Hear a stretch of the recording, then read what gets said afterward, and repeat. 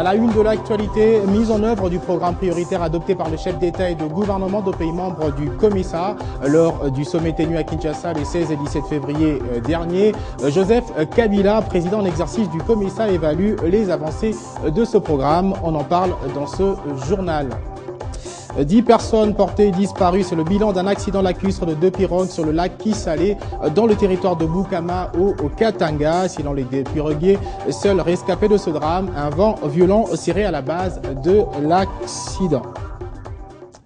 Vous êtes en direct sur Télé 50, c'est l'heure de vous informer. Bienvenue à toutes et à tous. La mise en œuvre du programme prioritaire adopté par le chef d'État et de gouvernement de pays membres du COMESA lors du sommet tenu à Kinshasa les 16 et 17 février dernier était hier mercredi au centre d'un entretien entre Joseph Kabila, président en exercice de cette structure, et Sindiso Ngwenya, son secrétaire général. Ce programme adopté porte sur le système virtuel de facilitation du commerce, la politique de l'industrialisation de la région du COMESA et la revalorisation de ressources naturelles ainsi que sur les infrastructures et de l'énergie. Je vous propose ici de suivre les explications au sujet de ce programme du secrétaire général du COMESA.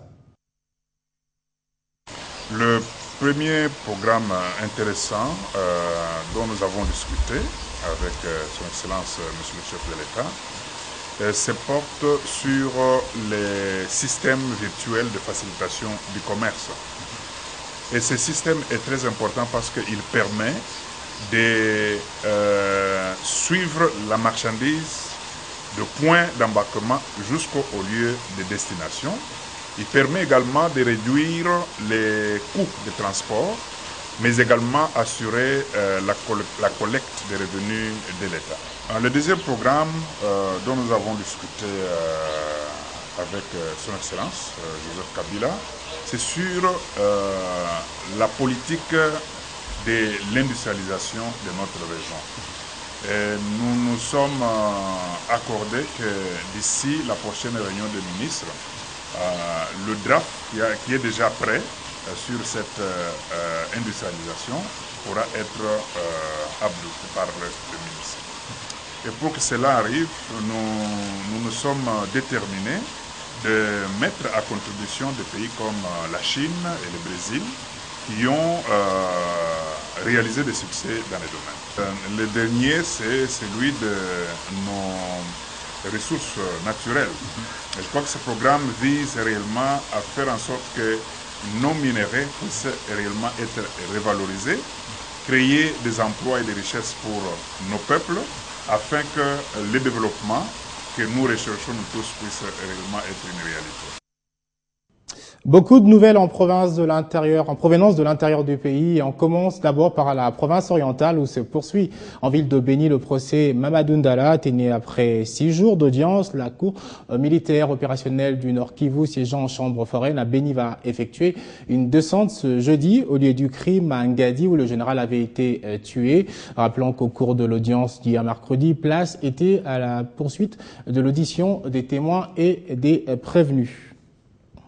Et entre-temps, le commandant de l'opération Sokola 1 rassure que les mesures sont déjà prises pour la sécurisation de l'ensemble du territoire de Béni. Ceci n'a pas de rapport avec le procès Mamadou Ndala, mais plutôt suite à la multiplication des incursions des rebelles ougandais de l'ADF portant des bandades dans certaines agglomérations de ce territoire. Le général de brigade Charles Mouindo Akili l'a dit au terme d'une réunion de commandement avec les officiers des FARDC qu'il a présidé il y a quelques heures ce jeudi. Martial Bendelio pour de précisions.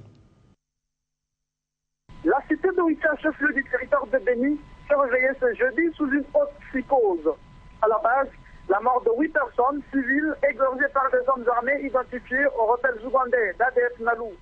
Le drame a eu lieu la nuit de mercredi à ce jeudi en cellule Maniki dans le quartier Bakaïko à l'extrême est de la cité. Suite à ce énième cas de meurtre de la population et nouvelle incursion des ADF, cette fois-ci au chef-lieu du territoire de Béni, la société civile locale a décrété une journée ville morte ce jeudi en cité d'Oicha. Pendant ce temps, les mouvements des populations sont observés dans cette cité, les uns se dirigeant vers la partie ouest et les autres, surtout ceux qui ont des moyens, fuient vers la ville voisine de Béni. Contacté par Radio Télé 50, le commandant de l'opération Sokola 1 parle d'une attaque ciblée car n'ayant visé que 2 ménages. Elle aurait été perpétrée par 2 éléments ADF, Nalou, précise le général de brigade Charles Mwindo Akili alias Mundos. Et pour assurer la population, cet officier général a présidé une réunion des officiers de FARDC et de la police nationale congolaise. Réunion tenue ce jeudi à Oïta. Des mesures ont été prises, parmi lesquelles l'intensification des patrouilles mixtes FARDC police nationale sur l'ensemble de la cité d'Oïta et ses environs. L'armée annonce également l'intensification des opérations militaires contre ces rebelles afin de les contraindre à déposer les armes. Marcel Bedelo, Boutembo, et les 50. Dans l'actualité également, on parle de ce drame des naufrages des 2 pirogues qui fait état de 10 personnes portées disparues. L'accident se produit la nuit du mardi 7 au mercredi 8 octobre sur le lac Kisale dans le territoire de Bukama au Katanga. Selon les 2 piroguiers, seuls rescapés de ce drame, un vent violent serait à la base de l'accident. Suivez. À une semaine du chavirement du bateau Mamaounja, au large du port de Kalundu dans le territoire d'Ouvira, qui faisait état de 25 rescapés et 5 à 8 personnes portées disparues, voilà que 2 naufrages viennent de se produire simultanément sur le lac Kisale dans le territoire de Bukama. Selon la Fédération des pêcheurs de ce territoire, les 2 pirogues provenaient de 2 villages environnants du lac Kisale et naviguaient en direction de la cité Bukama lorsqu'elles ont chaviré avec leurs 12 passagers et plusieurs marchandises. Seuls 2 piroguiers rescapés ont été retrouvés au bord du fleuve Congo. Ils affirment avoir nagé jusqu'à la rive. Après audition, les 2 rescapés de ce drame témoignent que cet accident a été causé par un vent violent qui soufflait sur le lac. L'inspecteur de l'agriculture, pêche et élevage de Bukama précise qu'une délégation d'agents de service de l'ordre de ce territoire, ainsi que les membres de la Fédération des pêcheurs, ont été déployés sur les lieux du naufrage pour mener des enquêtes.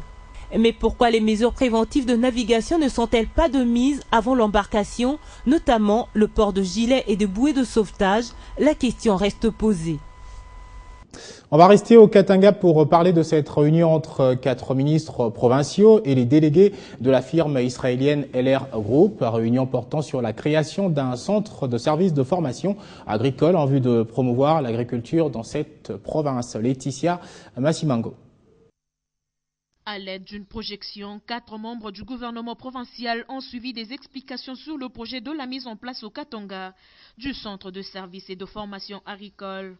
Ce projet, qui sera financé par la firme israélienne LR Group, résulte de l'appel du gouvernement de la République aux investisseurs lancé lors du Business Meeting organisé en novembre 2013 à Kinshasa dans le cadre du plan national d'investissement agricole. Il aidera près de 10 000 agriculteurs katangais à se former sur l'agriculture, à se connecter aux bailleurs de fonds, à savoir comment manager leurs affaires et accéder au marché, entre autres. Le centre disposera en son sein des salles de classe, un dispensaire, des magasins de stockage, une cantine et un garage. Il pourra aussi générer plus ou moins 200 emplois, sans compter les personnes qui seront employées dans la ferme de démonstration du projet de 5 à 6 hectares.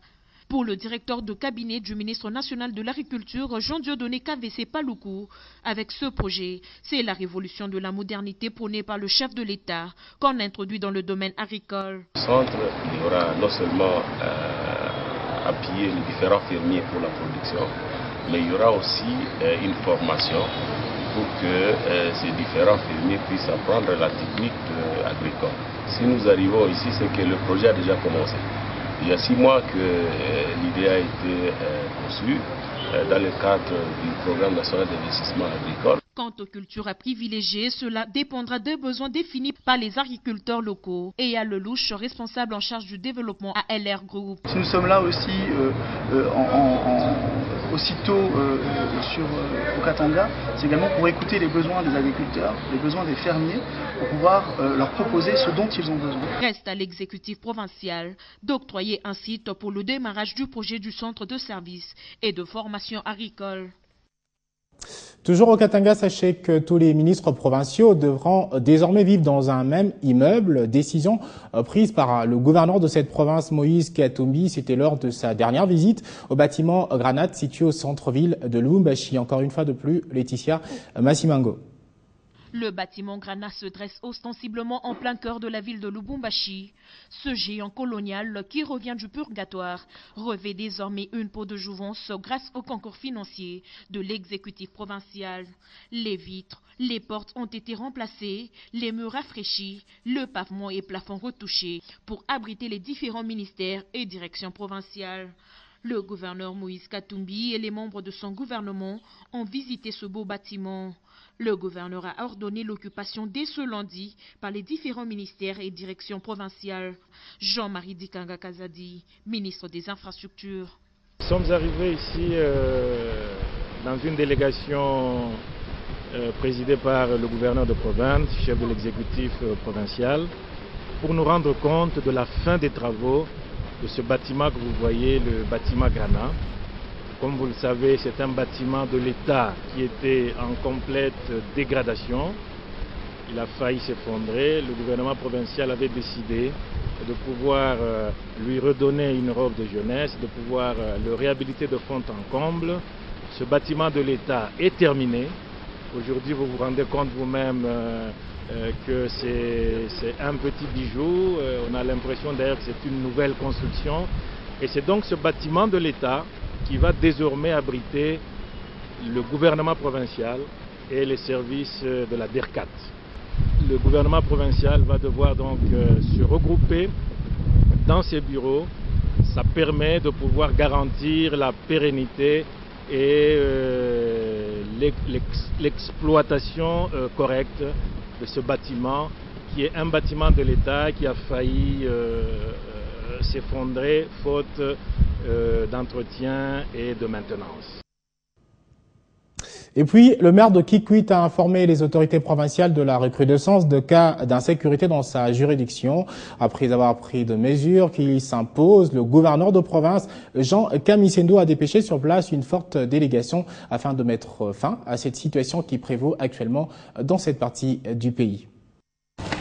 C'est après la réunion du Conseil des ministres tenue au chef-lieu de cette province qu'une commission constituée de certains membres du gouvernement provincial et du comité provincial de sécurité a été mise en place. Cette commission s'est rendue à Kikwit, deuxième ville du Bandundu. Objectif, évaluer la situation sur les terrains afin de prendre des mesures qui s'imposent face à la recrudescence des cas d'insécurité observés depuis ces 4 derniers mois, notamment les renforcements des patrouilles, la fermeture des bars à partir de 23 h et l'interdiction des circulations des mototaxis après 21 h. Parmi les personnes incriminées mises aux arrêts, on note un officier supérieur des FRDC. La saisie de hautes instances judiciaires militaires pour l'organisation urgente d'une chambre foraine dans un milieu public autre que la salle d'audience ordinaire pour juger les responsables militaires, parmi lesquels un colonel, impliqué, présumé et être auteur des actes de criminalité et de banditisme qui traumatisent la paisible population. Ici, à l'hôpital de Kikwit, on retrouve un couple qui a été visité par des voleurs à main armée qui terrorisent la population. Ces malfrats ont été présentés aux autorités provinciales et à la presse avant l'audience foraine. Sur le continent, comme annoncé depuis le début de cette semaine, il a fait le déplacement de la haie. Lui, c'est le président kényan Uhuru Kenyatta qui a comparu hier mercredi devant la Cour pénale internationale, devenant ainsi le premier chef d'État à comparaître en cours de mandat devant cette juridiction. À noter qu'il est poursuivi pour crimes contre l'humanité commis lors des violences post-électorales au Kenya en 2007 et 2008. L'audience avait pour objet d'examiner la requête de report formulée par l'accusation ainsi que la demande d'abandon des poursuites voulues par la défense. La défense de Kenyatta a demandé l'abandon de poursuites dont il est appelé, tandis que l'accusation reconnaît ne pas avoir assez de preuves pour un procès contre le président kenyan, en soutenant que son pays ne coopère pas à l'enquête et que les témoins se sont rétractés après avoir été intimidés. L'avocat de Kenyatta, Stephen Kai, a fourni des documents requis. La procureure Ben Souda accuse Nairobi de refuser de lui transmettre de relevés bancaires ou téléphoniques qui pourraient prouver la culpabilité du président kenyan. Aussi, l'accusation a demandé mardi à la Cour pénale internationale de sanctionner les autorités kenyanes. Ben Gunber, représentant du bureau du procureur, a reconnu pour sa part avoir reçu certains documents, dont des relevés téléphoniques, mais pas assez. Quant à l'Union africaine, l'organisation a demandé le retrait des charges contre Kenyatta, accusant la CPI de ne poursuivre que les Africains. Le président Kenyatta est rentré ce jeudi matin dans son pays et appelle la population à l'unité.